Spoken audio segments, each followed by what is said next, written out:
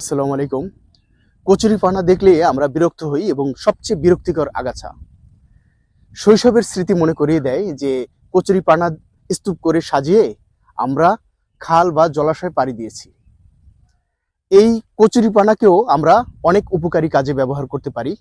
ইদানিং বিভিন্ন শৌখিন জিনিসপত্র কচুরিপানা দিয়ে তৈরি হচ্ছে, যেমন টেবিল ম্যাট, ফুলদানি বা পাত্র।